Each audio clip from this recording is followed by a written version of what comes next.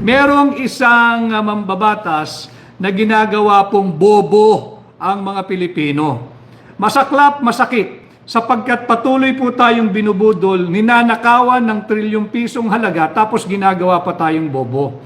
Ang sinasabi ho kasi, nung mambabatas na yan na taga Marikina, hindi ko kasi matanggap Congresswoman Stella Kimbo, hindi ko matanggap na ginagawa mo naman bobo, ma'am, yung mga Pilipino. Huwag mo naman gawing bobo ang mga Pilipino. Kaya ako nagkakaroon ng ganito diretsong ugnayan sa mamamayang Pilipino sapagkat sinisikap ko hong pasimplihin yung mga usapin. Tingnan po nyo yung sinasabi niyang may omnibus motion daw na pinahintulutan, yung kanilang technical staff na mag-effect, authorized to effect o gumawa ng correction. Tatlong bagay lang ho yung sinasabi ron Binigyan nila ng otoridad na gumawa ng correction sa typographical, grammatical, and or printing error. Malinaw po yan. Ito po yung sinasabi niya. Tama siya, May omnibus motion. Pakibasa po ninyo. Binilugan ko po kung ano lang yung pwedeng gawin ng kanilang technical staff. Malinaw dyan, they are authorized, the technical working group or the technical working staff of the Committee on Appropriation of the House and the Senate Finance Committee to effect corrections like typographical, grammatical, and printing errors. Tanungin kita, Congresswoman Kimbo, typographical ba yung blanco na may tuturing? Typographical ba yan? Grammatical ba yan? Printing error lang ba yan? Hindi ba substantial abandonment of a sacred duty and sacred mandate to safeguard every centavo of the people's money? Paano mo ngayon sasabing typographical yan? Paano mo ngayon sasabihin grammatical yan? At paano mo sasabihin printing error yan? Isang pahina pa lang ho yan. Yung succeeding pages po natin, magpapakita. Napakita ko naman pero para lang sa ating diskurso ngayong gabi. Para lang patunayan natin na kung talaga nagsisinungaling itong mga ito. Ito ho. Typographical ba yan? Pakibasa po ninyo. Pakibasa po ninyo. Pati yung mga trolls at yung mga bashers, welcome po kayo sa aking pahina para bibigyan ko po ng linaw ang inyong kakitiran ng pag-iisip. At dito ho kayo manood sa aking pahina at dito may mapapala kayo at may matututunan kayo every time I go live. Yan po. Kahit po nagpapabayad kayo sa inyong mga principal, sige na lang, libre ho kayo rito, libre lecture dito para man tumalas-talas kayo at meron namang mapala ang lipunan sa inyo. So ito ho yan. Matatawag nyo ho bang typographical, grammatical, or printing error? This is just 3 of the 13 pages showing the 28 line items na iniwang blanco. Ano ho ngayon ang implikasyon nun? Bakit tayo nagsampa ng kaso? Kagaya po nung aking previous live, sinabi ko na po sa inyo na yung kahalagahan ng Bicameral Conference Committee Report, ito po ay mahalaga sapagkat itong pundasyon. Ito ang basihan doon sa tinatawag nating GAB, yung General Appropriations Bill. Ito po yung naging basihan kasi final po nila Pagkatapos po nitong Bicameral Conference Committee, magiging General Appropriations Bill ang tawag po rito. Printing na lang po ito. Wala na hong gagawin dapat dito. Printing na lang. Printing na lang, ililimbag na lang into a GAB form, yung General Appropriations Bill. At yung General Appropriations Bill na yan po yung trinatransmit sa tanggapan ng Pangulo ng Republika ng Pilipinas. Kaya aking lilinawin at muling mariing itatanggi yung una nang nagsabi na fake news daw na may blanco sa GAA. Tama po, fake news ang Malacanang nung sinabi nilang may blanco sa GAA. Dahil wala po kaming sinasabing GAA. Ang blanco naririto sa primary document na tinatawag Bicameral Conference Committee Report. Ito nga po yan, House Bill 10800, House Bill 10800. Malinaw po tinatakan pong receive ng Bills and Index Service ng House of Representatives. Ito po, nung natatakan na mga kababayan, wala na akong pwedeng galawin dito. Tapos na eh.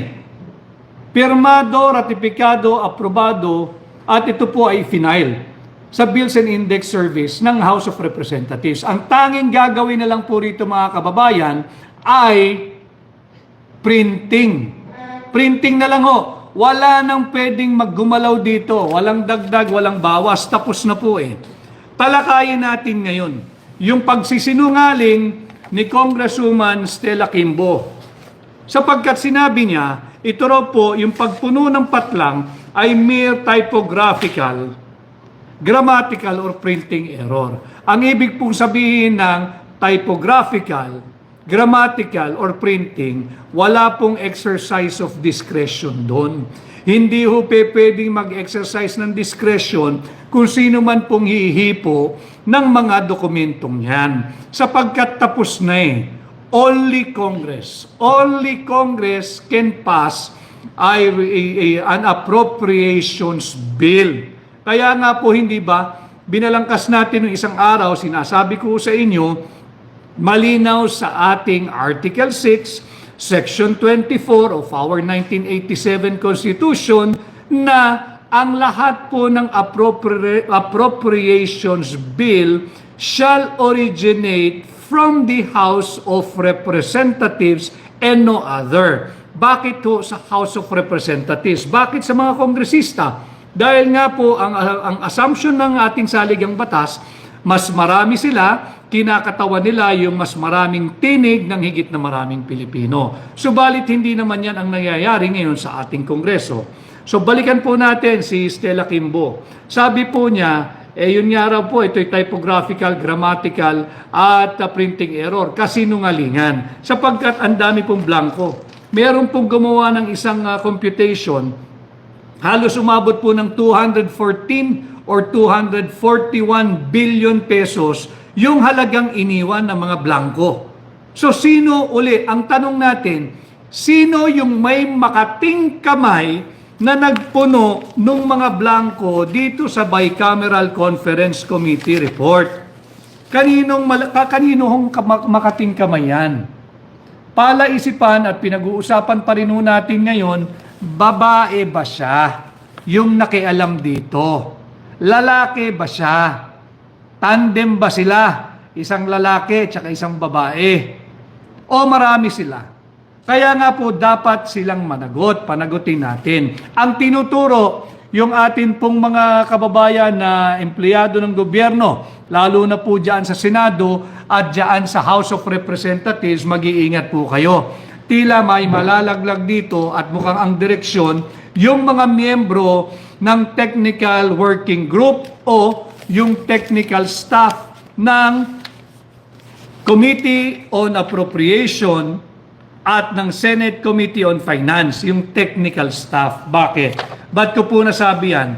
Malinaw po kasi dito sa omnibus motion na ang binigyan lang ng kapangyarihan na gumawa ng correction pagdating sa typo, grammatical, and printing, yung technical staff. Pakinggan niyo po mabuti ang paghuhugas kamay ni Stella Kimbo. Ang sinabi niya, yung technical staff daw ang maaaring naglagay ng mga figure sapagkat meron daw po kayong authority na gumawa ng typographical, grammatical, and printing errors. Hindi niyo pa ba naaamoy? Papunta na ho sa inyo at tila ilalaglag kayo.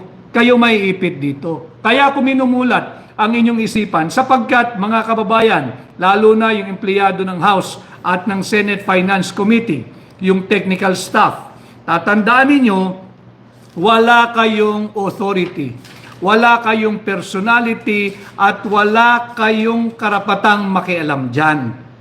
Ang kasalanan po ninyo, kapag talagang kayo ang nagsulat ng mga halagang yan, huwag ho kayong galala, hindi nyo po kalaban. Hindi ako naniniwala na mga miyembro ng technical staff o technical working group ng mga Committee on Appropriation ng House of Representatives at Committee on Finance ng Senadong gumawa niyan. Hindi ho gagalaw yung mga yan. May nag-utos sapagkat Alam mo nila, mananagot sila sa batas. Yan po ay falsification of legislative document. Yan po ay usurpation of authority. Hindi naman kayo mambabatas eh. Wala naman sa saligang batas sa pwedeng gumalaw ang Bicameral Conference Committee staff, technical working staff, pagdating sa final, ratified, passed, approved, and signed na final Bicameral Conference Committee report. Wala po kayong kapangyarihan. At yan din po ay falsification of legislative proceedings at maaari din nga pong usurpation of authority. So makikita natin kawing-kawing na kasong kriminal. Huwag ho kayong pumayag na kayo ang ilalaglag. Dapat natin panagutin kung sinong yung makating kamay na nakialam at naglagay ng mga figures o halaga dito sa napakaraming blanco na ginawang batas ngayon at pinirmahan at pinapirma kay Pangulong Bongbong Marcos. Dapat malinaw ho tayo rito. Okay. Ngayon, yung sinasabi ni Stella Kimbo, yung mga taga Marikina, mag-isip-isip ho kayo. Kung ganitong uri ang nag-a-apply sa inyong aplikante bilang mayor, delikado po kayo. Mauubos ang pera ng Marikina. Mas bilib pa ako doon sa mga barangay captain at barangay council, yung konseho po ng barangay ng Marikina, nagse-seminar po yan. Sigurado ko marunong magpasa ng budget yan. Pag-usapan po natin yung mga barangay tanod, tanong ninyo sa inyong kapitan, tanong ninyo sa inyong barangay treasurer, barangay secretary at mga barangay kagawad.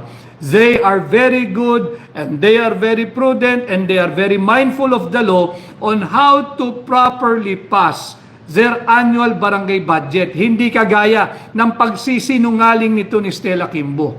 Kay Hazel Aquino, di gagawin ng technical staff, kawawa naman sila. Sila ang ituturo ni Tapia. I agree with you, Hazel Aquino. Kaya nga natin dinidiskurso ito upang mamulat sila na papunta sa kanila. Ilalaglag kayo, mga kaibigan ko. Ayaw namin kayong kasuhan dahil alam namin hindi kayo yan. Pero I hope one day, very soon, one or many of you will start to speak up. Ituro ninyo sino nag-utos, kaninong makating kamay ang kumalikot dito sa final ratified, signed and filed sa House Bills and Index section itong bicameral BICAM final report. Kay Sabrina, sana po magtagumpay tayo dyan, Attorney Vic Rodriguez.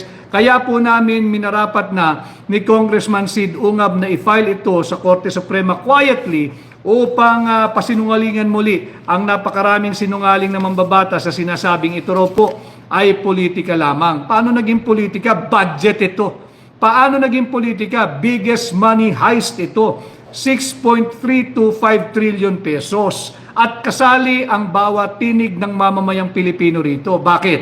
Public money ito eh. Hindi nito pribado. Kung ito ay pribadong pera lamang ng inyong kumpanya, hindi kami makikialam. Di ubusin ninyo, gastusin ninyo, lustayin ninyo. Pero wag ang pera naming mga Pilipino. Balik po ako kay Winnie Paran. Ubus na kaban ng bayan, kailan patatapusin kung kailan wala na lahat, ninanakaw na lahat. Tama po yun, ninanakaw na lahat, tutuloy din tayo dyan na Winnie Paran. Hindi lang po ni pera ninanakaw, hindi lang po perang ninanakaw nila, pati po ang posisyon ng Vice President ay pilit nilang ninanakaw kay Vice President Inday Sara Duterte. Huwag po tayong pumayag, tutuloy po tayo at pag-uusapan natin yan mamaya. Kay Brad Stanislao, happy first anniversary, hakbang ng maisog. Kay Ellie G. Marson, correct po sir, salamat. Kay Thelma Woodman, napakaraming berdeng puso. Maraming salamat Thelma. Kay Lee Lesta, attorney, pa-explain po uli ng corruption na may tama po ba, ibababa nyo sa 10 million yung basihan? Yung plunder law po iyon. Bilang senador ninyo, amendahan ko yung plunder law, from threshold na 50 million, ibababa ko ng 1 million. Dahil sa ginawa nila rito sa ating budget, malaki na po yung 10 million. 1 million lang.